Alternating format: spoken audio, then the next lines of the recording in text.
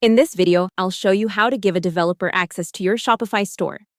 First, there are two common ways to do this in Shopify. The first is by inviting the developer as a user or staff member inside your store.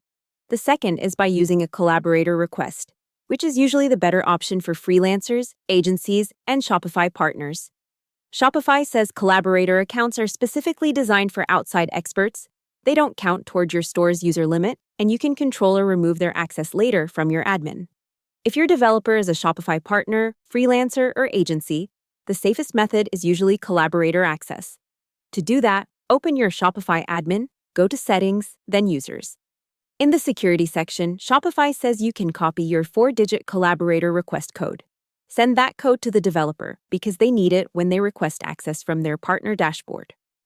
Shopify's official partner guide says they go to Stores, click Add Store, choose Request Access to Store, enter your store URL, and then enter your collaborator code if required.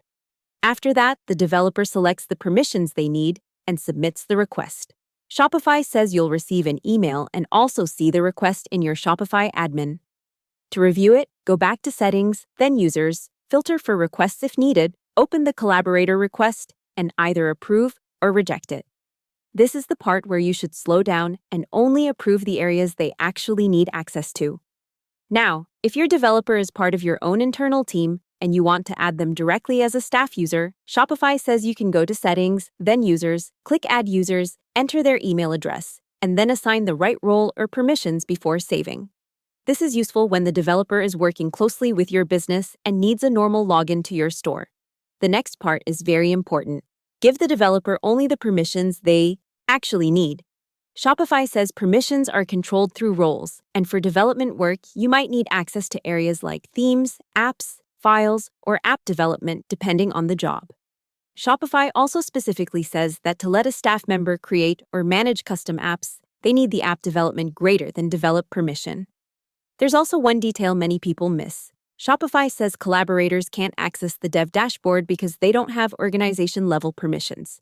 So if your developer specifically needs deeper app development access tied to the dev dashboard, a normal collaborator account may not be enough, and you may need to add them as a staff user with the right permissions instead. So the easiest rule is this: use collaborator access for outside developers and agencies.